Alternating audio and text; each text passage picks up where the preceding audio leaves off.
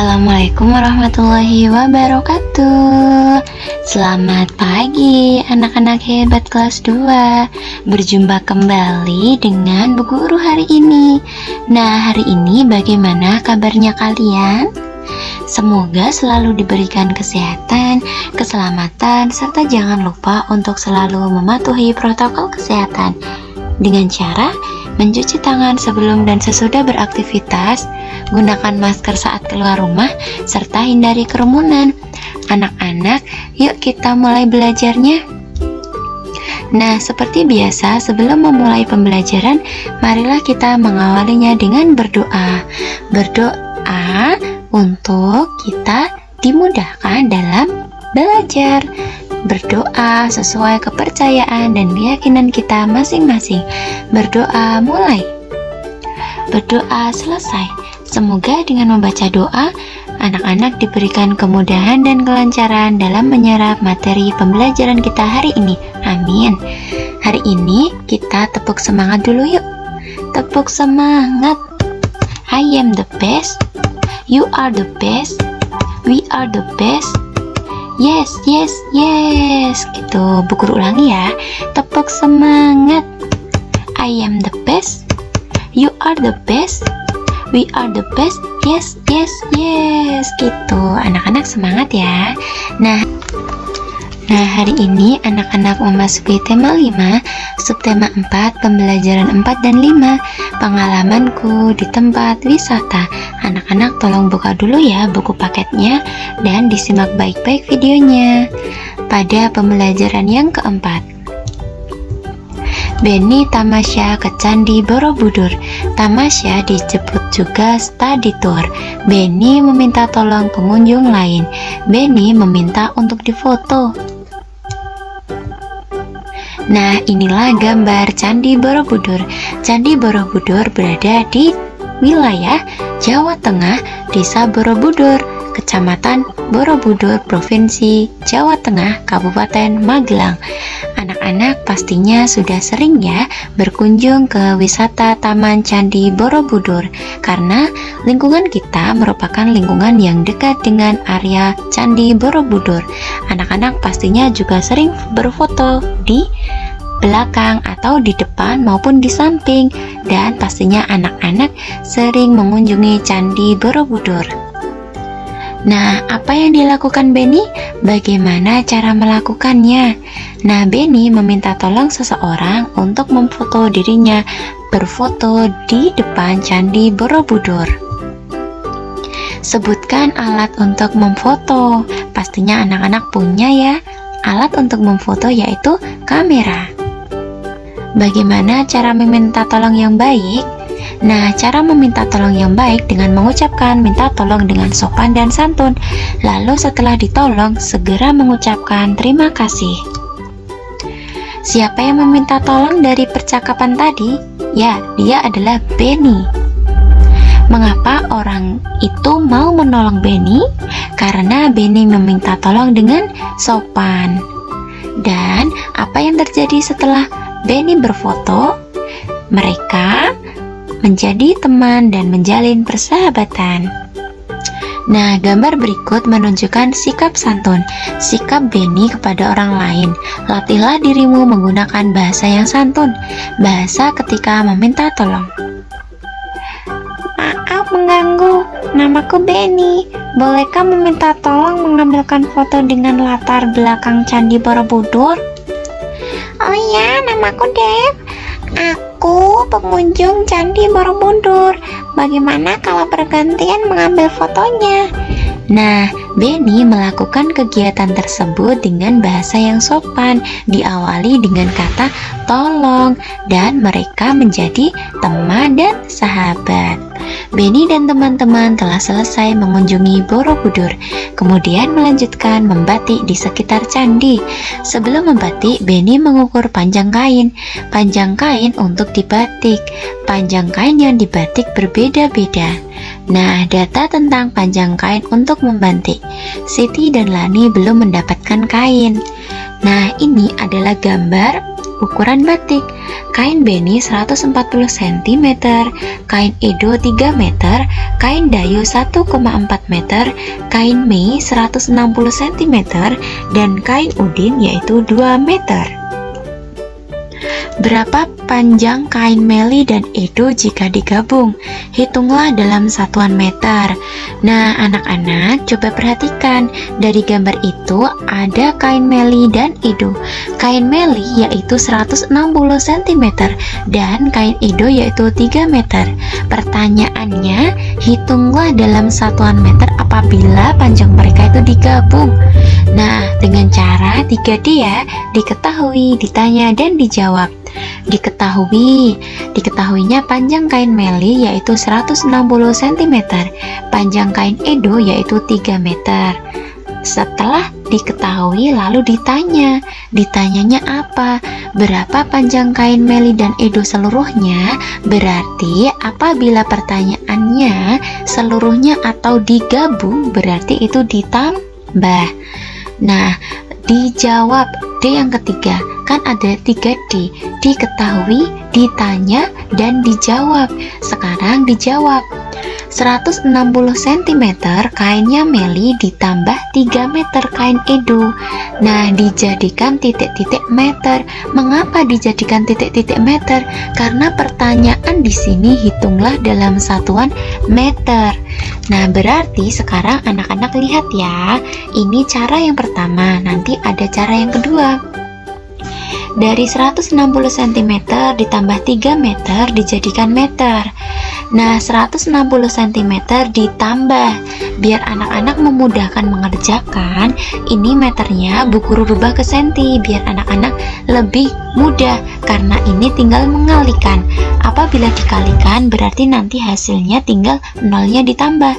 3 dikali 100. Mengapa dikali 100? Karena posisi meter dijadikan apa anak-anak? Dijadikan sentimeter. Berarti kalau turun dikali 2 tangga atau dikali 100, berarti 160 cm ditambah 3 kali 100 sama dengan 300. Berarti tinggal dijumlah ya anak-anak. 160 ditambah 300 sama dengan 0 ditambah 0, 0, 6 ditambah 0, 6, 1 ditambah 3 adalah 4. Berarti jawabannya adalah 460 cm. Padahal yang ditanyakan itu diminta dijadikan meter. Nah, ini. Yuk kita rubah dulu. 460 cm kita rubah ke meter. Caranya, nah anak-anak kita rubah ke dua bentuk ya. Bentuk versi pertama biar mudah untuk dibagi, karena apabila cm ke meter itu kan naik 2 tangga, berarti dibagi 100, maka ini dipecah menjadi 2 bilangan, bilangan ratusan dan bilangan puluhan. Jadi 400 dipecah sendiri ditambah 60 cm, jadi yang 400 dibagi 100 karena naik 2 tangga, berarti dibagi ya, ditambah sisanya dari 400 tadi, jadinya 60, kan jadi sama 460. Namun ini Bu Guru beri tanda kurung karena ini Bu Guru mau mengubahnya ke dalam meter. Nah, caranya tinggal dicoret nih. Kanan coret 1, kiri coret 1, kanan coret lagi, kiri coret lagi, berarti tinggal 4 meter lebih 60 cm. Jawabannya adalah 4 meter lebih 60 cm. Itu cara yang pertama. Sekarang Bu Guru berikan contoh untuk cara yang kedua. Tadi kan kain meli 160 cm, kain edo 3 meter. Ini soal yang pertama tadi ya, hanya Bu Guru memberikan cara yang kedua. Nanti anak-anak gunakan cara yang sekiranya anak-anak mudah dan paham. Nah, yang ditanyakan tadi panjang kain meli dan edo seluruhnya atau digabung atau ditambah. Nah, dijawabnya 160 cm ditambah 3 meter karena ditambah dijadikan titik-titik meter. Nah, anak-anak lihat manakah yang satuannya berbeda dari yang ditanyakan. Iya, yang berbeda adalah 160 cm. Nah, kita rubah dulu ke meter ya. 160 cm dijadikan meter, biar nanti gampang untuk menjumlahkan. Nah, caranya yaitu, ingat ya anak-anak, apabila cm ke meter itu naik 2 tangga. Apabila naik itu dibagi. Ingat, cm ke meter itu dibagi 100. Berarti seperti ini ya. Nah, apabila dibagi itu caranya dengan dicoret. Apabila itu dikali atau turun, itu nanti nolnya yang bertambah. Gitu ya. Nah, kita coret dulu.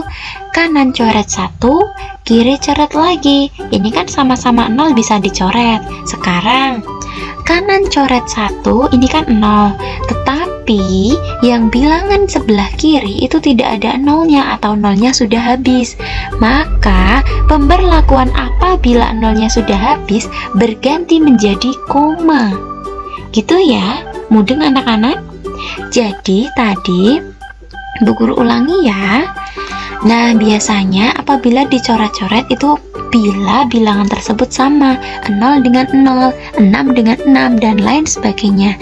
Tetapi ini Bu Guru berikan contoh, 0 kanannya dicoret, kiri juga dicoret. Sekarang kanan 0-nya dicoret, sebelah kiri tidak ada nolnya, maka diganti menjadi koma. Berarti jawaban 160 dibagi 100, jawabannya adalah 1,6 meter. Berarti 160 cm itu sudah mempunyai nilai meter berapa? 1,6. Tinggal dimasukkan 1,6 ini dimasukkan ke sini. 1,6 ditambah 3. Kenapa 3-nya tidak dirubah? Karena satuannya sudah meter. Udah sama seperti yang ditanyakan gitu ya. Jadi tinggal ditambah 1,6 ditambah 3 sama dengan, caranya kita tulis dulu 1,6 ditambah 3. 3 itu kan bilangan yang utuh, tidak memiliki koma. Berarti dia mengikuti atau diluruskan dengan bilangan atau angka 1. Mengapa tidak 6? Karena 6 ini bilangan di belakang koma.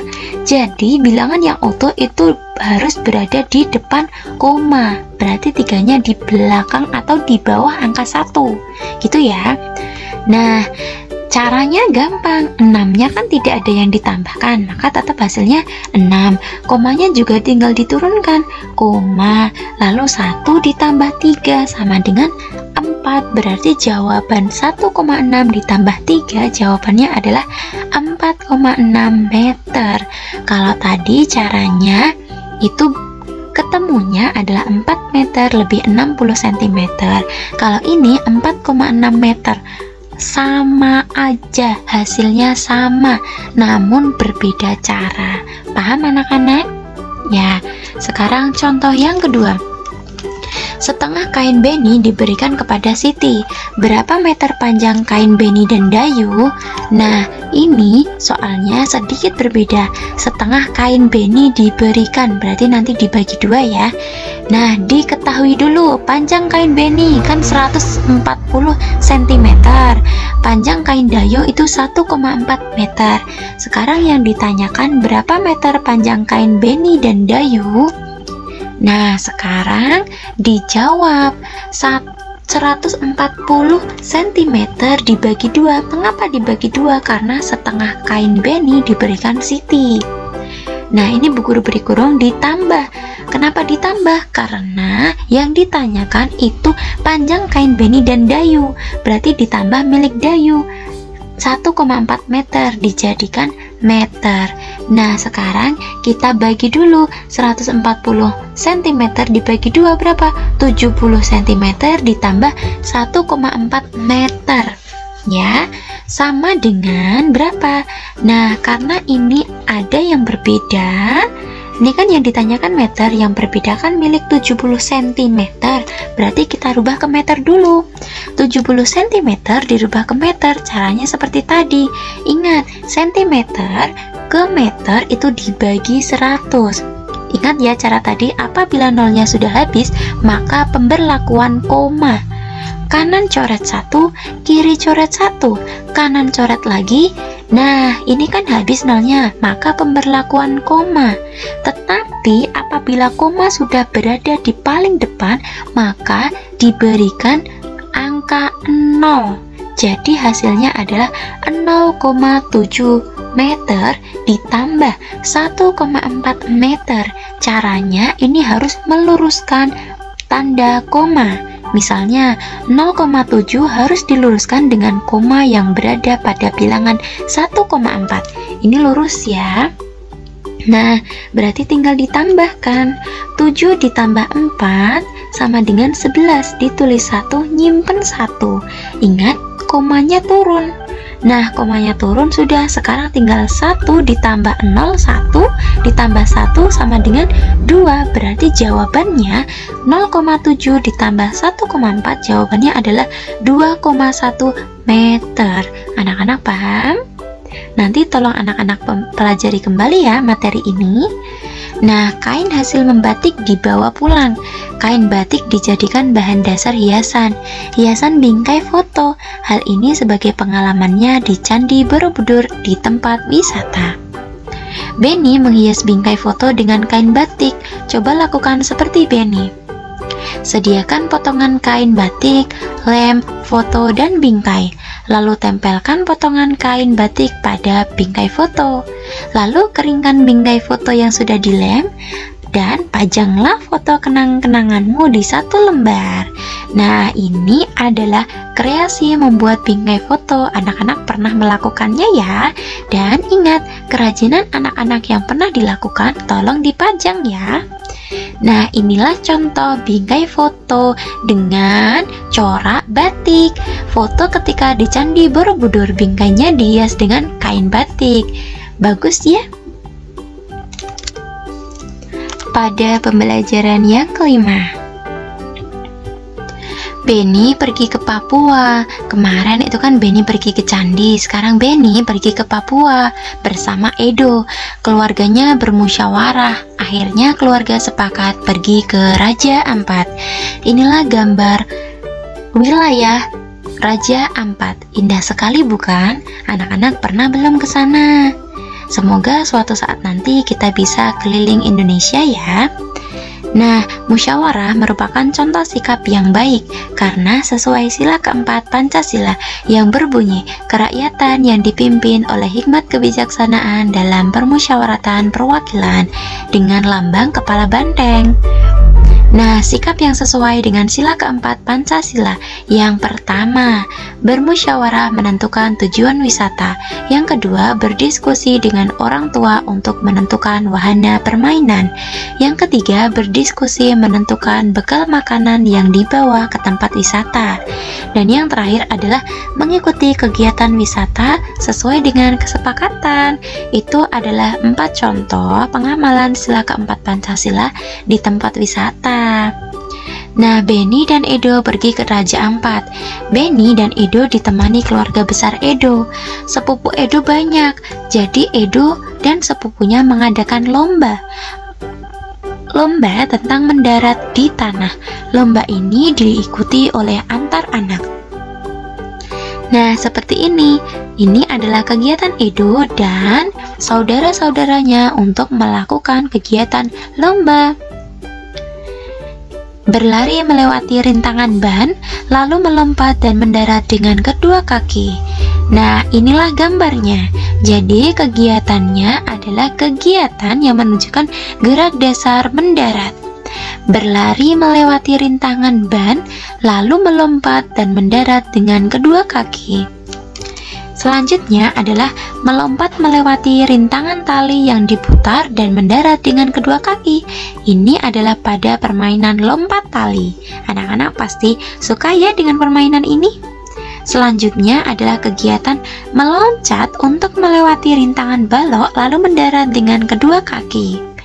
Selanjutnya adalah kegiatan meloncat seperti kata lalu mendarat dengan kedua kaki dan kedua tangan.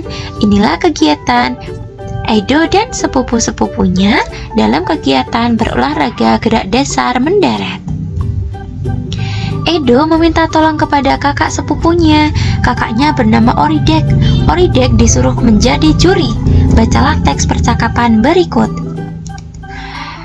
Bang, bolehkah meminta tolong? Boleh, meminta tolong apa, Dik?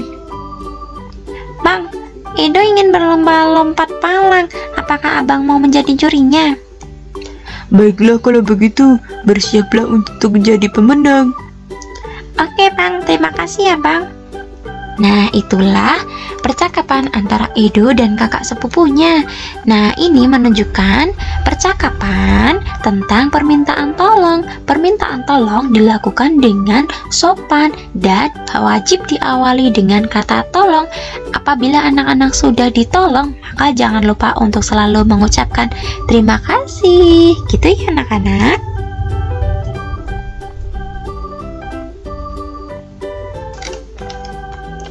Nah, setelah anak-anak selesai mempelajari pembelajaran tema 5, subtema 4, pembelajaran 4 dan 5, sekarang anak-anak mendapatkan tugas dari Bu Guru. Tugasnya yang pertama, kerjakan soal halaman 198, nomor 3 dan 4. Gunakan caranya, jangan lupa dituliskan diketahui, ditanya, dan dijawab. Lalu gunakan caranya saat menjawab ya, supaya anak-anak bisa. Yang kedua, sebutkan contoh permainan dengan gerak dasar mendarat ataupun melompat. Jadi sebutkan masing-masing 2 ya. Permainan yang menunjukkan gerak dasar mendarat itu apa saja.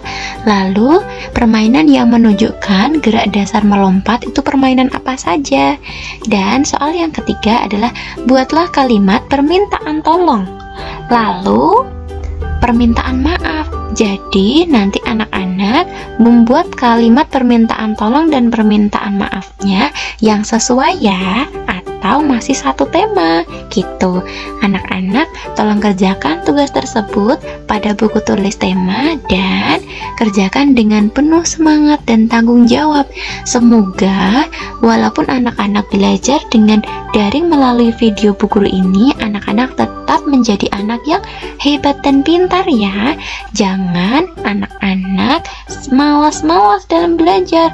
Anak-anak pasti menjadi orang yang sukses apabila anak-anak semangat dalam belajar. Oke anak-anak? Nah, terima kasih anak-anak sudah semangat dalam mengikuti pembelajaran hari ini. Nah, hari ini kita sudah mempelajari materi tentang soal cerita tentang penjumlahan dengan berbeda satuan panjang, lalu cara meminta tolong, terus pengamalan sila keempat Pancasila, permainan mendarat, melompat dan melayang, dan belajar membuat bingkai. Anak-anak, terima kasih sudah menyaksikan video Bu Guru hari ini. Ada kurang dan lebihnya Bu Guru dalam menyampaikan materi. Bu Guru minta maaf yang sebesar-besarnya. Burung dara, burung cendrawasih, asalnya dari Pulau Papua. Cukup sekian dan terima kasih. Semoga bermanfaat untuk kita semua. Bu Guru akhiri, wabillahi taufik walhidayah. Wassalamualaikum warahmatullahi wabarakatuh. Terima kasih. Thank you.